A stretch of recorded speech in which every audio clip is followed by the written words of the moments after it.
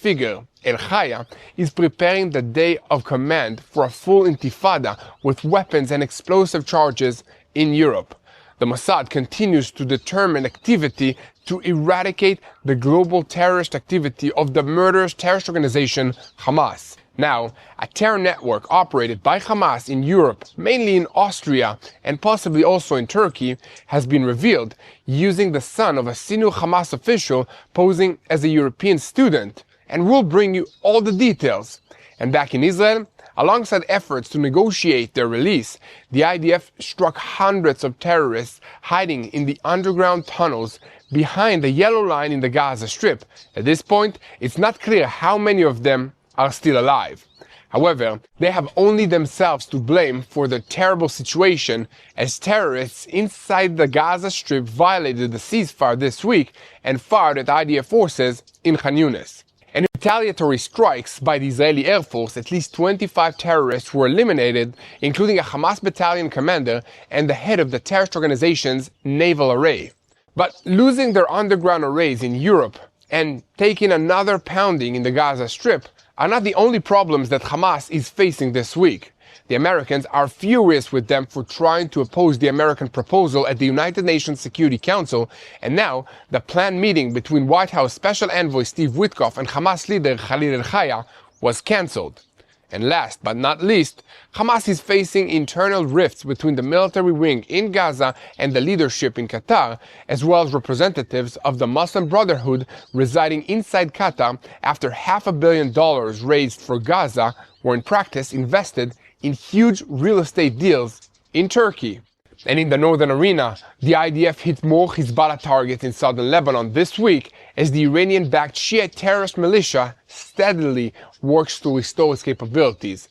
They're also lying endlessly about what they're doing, what lies and deception. This week, the IDF struck a Hamas training compound in Ein el-Khilewech in the Sidon area of southern Lebanon, but the terrorist organization tried to say that it was an innocent sports field. And the IDF spokesperson in Arabic published evidence that tells the real story, and will tell you all about it. With AI, you can Hezbollah and the other terrorist organizations operating in Lebanon have sustained up until now. There is a growing assessment in the Israeli intelligence echelon that a broad military operation in Lebanon will soon be necessary in order to push back the growing threat. And speaking of the news about the terrorists trapped inside the tunnels of Gaza, we have to tell you the details of a story about the situation in Europe, where we've been trying to warn the people for years about the terrible danger growing in their midst, and now maybe they'll finally listen. On Wednesday afternoon, the Israeli Mossad intelligence agency published a statement in which it revealed the scope of Hamas's activity in Europe, and amongst other things, through its people residing in Turkey. The statement added that this is a determined struggle to foil attacks around the world. A close cooperation between the Mossad and intelligence and enforcement services in Europe led to the seizure of weapons and arrests of terrorist operatives on the continent. The authorities in Germany and Austria carried out a series of counter-terrorism operations using information that is provided by the Mossad and the terror operatives that were arrested, and caches of weapons intended to be used by the cells to harm innocents on the day of command. All of this was exposed. So in a special operation by the Austrian Security and Intelligence Services, DSN, in the city of Vienna, last September, a weapons stash was uncovered and confiscated, including pistols and explosive devices. In the investigation of those involved, it was discovered that the items hidden in the exposed cache belonged to Hamas operative Muhammad Naim, the son of Basim Naim, a senior member of Hamas's political bureau in Gaza, and a figure very close to Hamas leader Khalil al-Chaya. The Mossad continued by saying that the involvement of the organization's leadership from Qatar in promoting terrorist activity is not being revealed for the first time, even though senior Hamas officials repeatedly denied publicly as part of the efforts to protect the terrorist organization's image before international public opinion. Furthermore, since the October 7th massacre, the Hamas terrorist organization has been operating with increased vigor in building infrastructures and recruiting terror cells in Europe and additional areas. This is similar to the Iranian regime and its proxies. Even these days, the Mossad continues determined activity to thwart dozens of attack vectors around the world as part of the Mossad's responsibility to thwart terror abroad and its commitment to the security and the defense of Israel and Israelis all over the world. However, despite the ceaseless efforts of the Mossad and their counterparts in the intelligence and the security agencies of many countries around the world, there is fear that it is only a matter of time before the terrorists are able to execute a large-scale attack. However, by publishing the names of the son of senior Hamas official in Gaza and a key terror operative who left Turkey for Germany, the Mossad is exposing the terrorist organization's connection with Ankara and the patronage that it receives from Doha, Qatar. Behind the successes of the exposure stands, as noted, a wide-ranging partnership between Israel and the security law enforcement authorities in European countries. These countries recognize the situation and operate on the legal and the security levels to capture the cells and file indictments against them. The Mossad's cooperation with intelligence organizations in Europe is large and broad, and it continues despite criticism of Jerusalem by some of those countries and by a growing chorus of nationalist influences in many Western countries. The responsible voices in European countries recognize the dramatic rise in terror activity in their midst and are creating a legal infrastructure of enforcement and orders to capture members of the terrorist cells and ensure that they sit behind bars. I have a brief comment to make about all of this. In recent months, some very influential people in conservative political circles in several Western countries have been demanding to know why their governments continue to support Israel.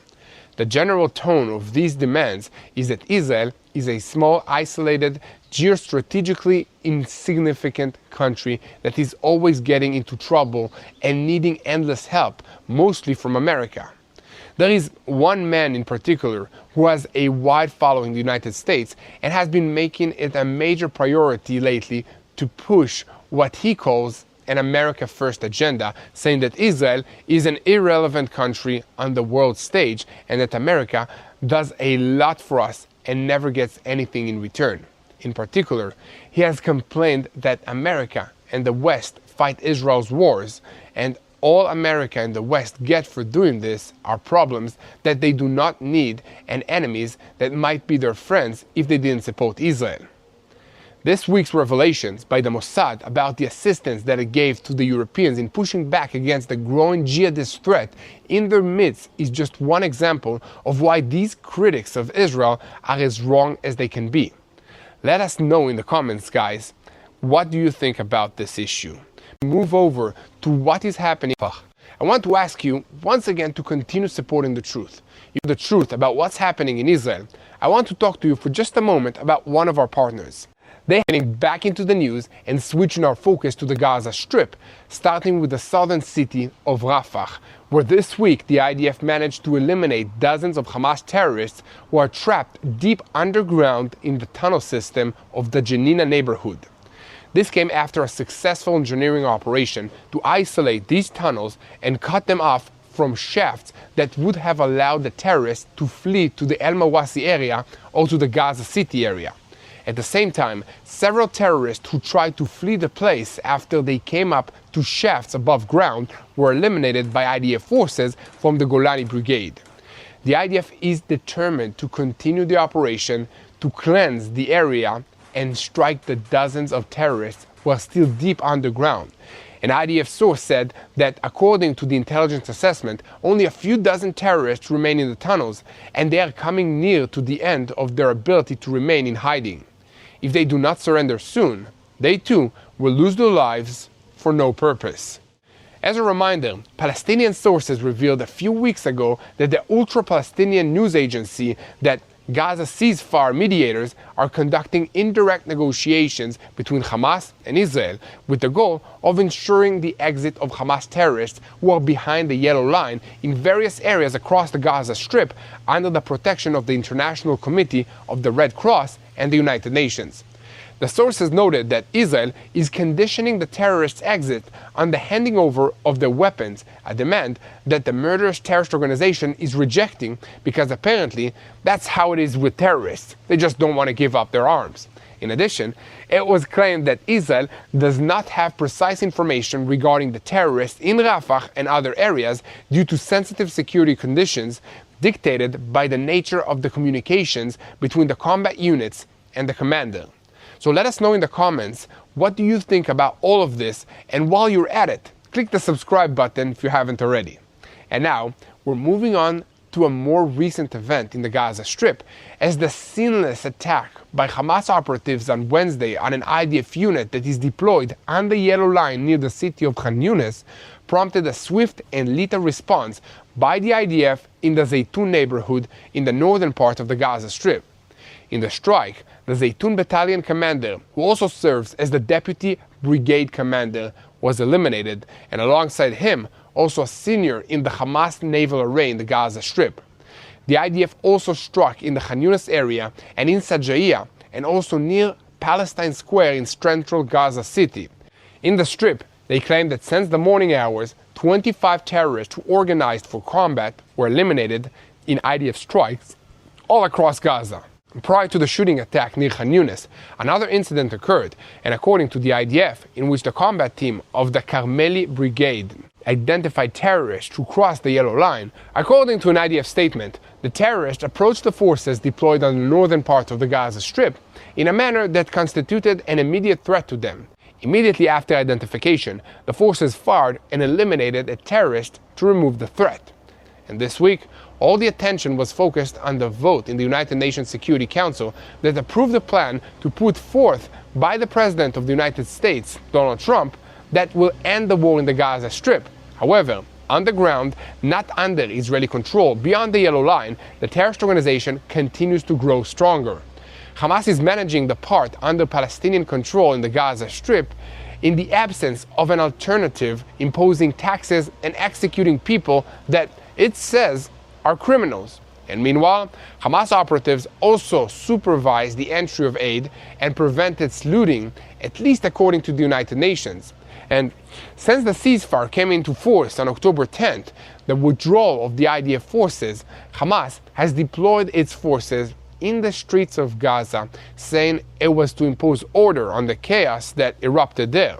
But even though the terrorist organization brought disaster upon the Gaza Strip, the United Nations declares that it is pleased with the fact that Hamas members succeeded in reducing the level of crime in the streets, especially looting. Apparently, the United Nations is fine with public executions of civilians, Palestinians, inside the city squares. Because at the moment, they are giving legitimacy to Hamas's atrocities. And speaking of Hamas, evidence has emerged this week that $500 million in donations that were collected for the hungry and poor people in the Gaza Strip did not reach its destination, but instead was invested in huge real estate deals in Turkey. This is creating a rift in the terrorist organization's leadership, as according to reports, those who raised the money were a giant foundation of the Muslim Brotherhood with the support of the organization's leadership. And many Hamas operatives were employed as clerks in the foundation and exposed the affair already about a year and a half ago. However, at that time, it did not get much attention in the media. There are many reasons for this, including a successful campaign to keep the story quiet by Khaled Mashal, a senior Hamas figure and former head of the terrorist organization's political wing, who sits in Qatar. This is because his son-in-law is employed by the said foundation and earns millions of dollars from it.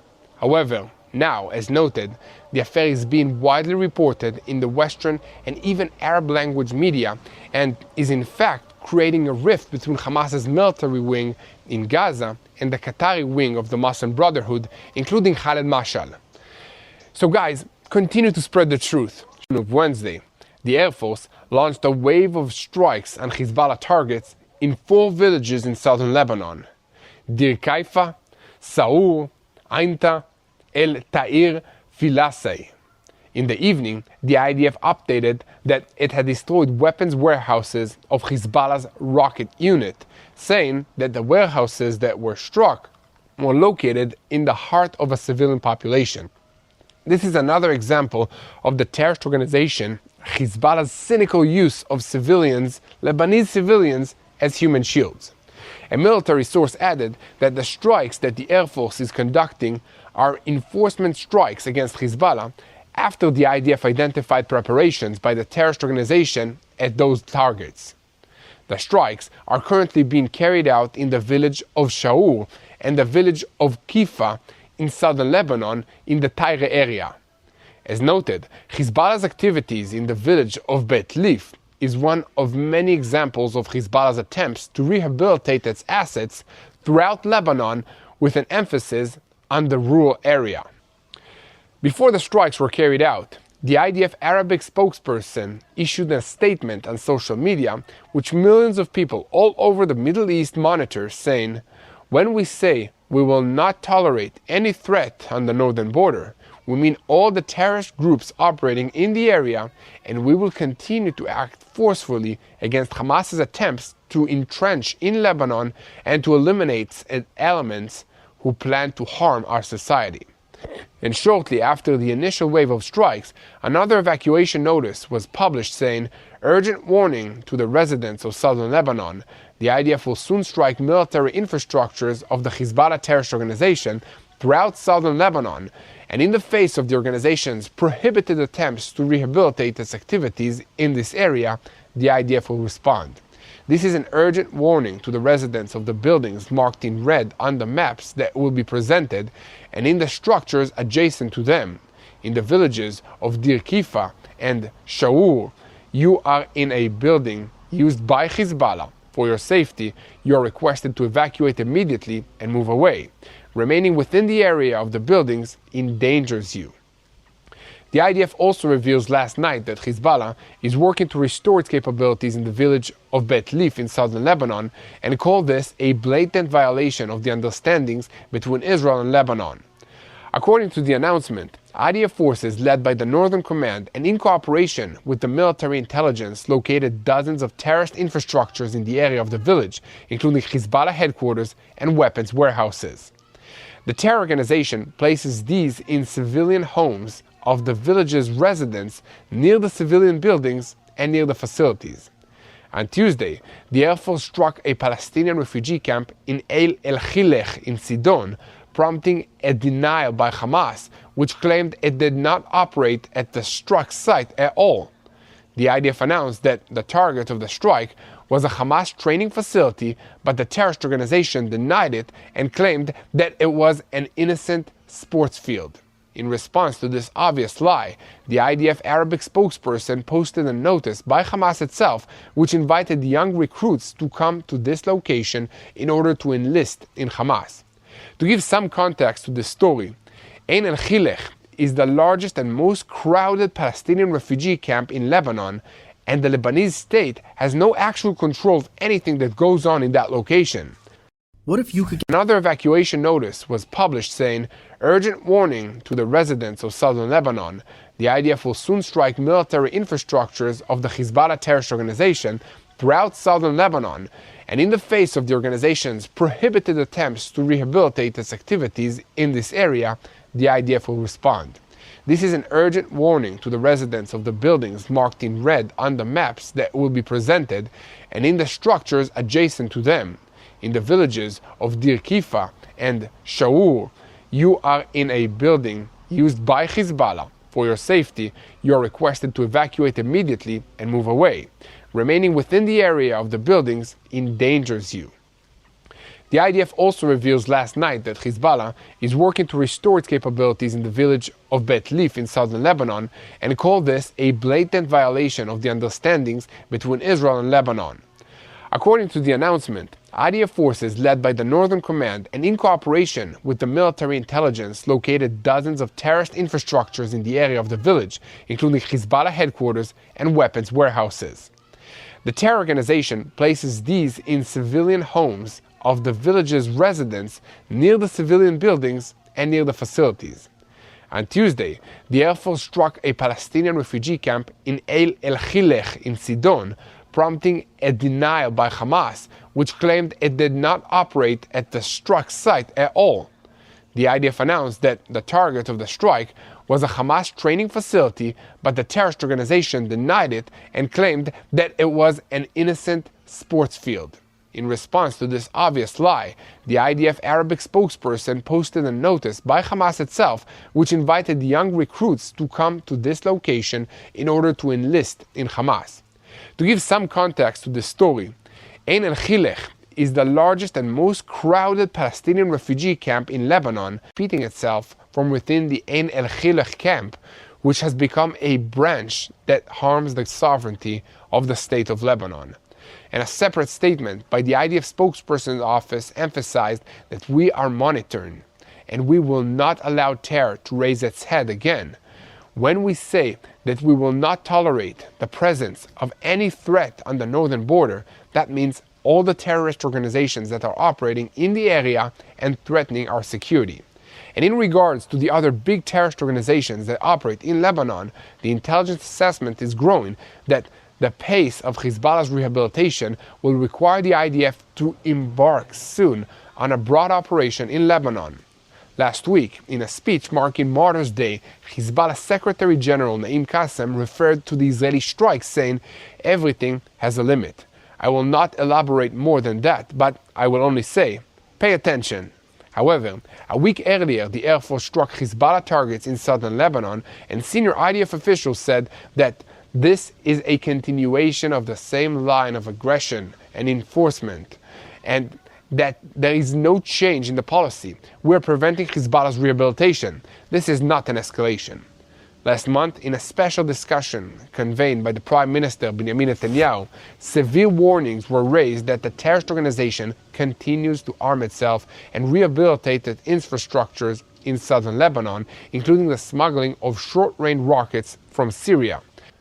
It was also said in the discussion that Hezbollah is rehabilitating buildings in southern Lebanon and staffing villages with local operatives. In recent days, it should be noted a series of security discussions was held on the tensions on the northern border. And meanwhile, the American envoy Tom Barak set a deadline for the Lebanese army, according to which, if there is no change in the situation by the end of November, Israel will be able to strike. He also said the United States will understand this. With that in mind, the IDF is preparing for a round of fighting of several days against Hezbollah in the north as Israel escalates threats to renew fire and hopes that pressure on the Lebanese government will lead to Hezbollah's disarmament. Here at TBN Israel, we will continue to bring you the whole truth. We conclude today's report with news about the threat to Israel from a new and unexpected direction. After Israel's dramatic strikes against the senior officials of the Houthi regime in Yemen, a military source in Port Sudan, the main port city in eastern Sudan, revealed the presence of prominent Houthi leaders in his country. The Sudanese newspaper Idrak reports that senior Houthi figures were seen at a base called Flamingo, north of the port of Sudan, in coordination with Iran and Islamist leaders. The military source noted that senior Houthi leaders arrived in Port Sudan a week ago, hinting that this was intended to exploit the Sudanese coast and divert attention from areas under Houthi control in Hodeidah and Sana'a that were hit in previous rounds of the Israeli strikes. And according to the Sudanese report, the East Africa region from Somalia to Sudan offers opportunities for the Houthis after the combined naval forces closed smuggling routes from Oman and Somalia. Iran strengthened its ties with the authorities in Port Sudan and with the Al-Shabaab movement in Somalia to expand its influence and create an outlet for Houthi movement. The source told the Idrak media portal that the Houthis expanded their influence to the Sudanese coast with Iranian support and have largely transferred their activity to African countries bordering the Red Sea, mainly Sudan, in order to smuggle weapons to Yemen after being squeezed in the Arabian Sea and the Indian Ocean. Furthermore, according to the report, evidence indicates that Iran transferred drones and missile systems of the Muhajir 6 and Abdil types to Sudanese army and to Islamist militias in mid-October. This flow of weapons continues even as the Trump administration imposes new sanctions on General Burhan and his Islamist allies, citing reasons including the documented use of chemical weapons. The source added that Houthi leaders play a central role in the military operations in Port Sudan against the rapid support forces fighting Burhan. As a result, they are part of the network through which Iran transferred weapons, raising concerns about the possibility that the Houthis will acquire chemical weapons to threaten their neighbors and possibly Israel as well. The source went on to say that there are 3 main Houthi leaders in Sudan at this time, headed by a brigadier general named Akil El-Shami. The other 2, according to the source, are Brigadier General Zaid Muyad, who oversees the transfer of weapon shipments from various places to the Hudaydah coast, and Brigadier General Hamza Abu Talib, the Houthi official responsible for managing their operations on the border. And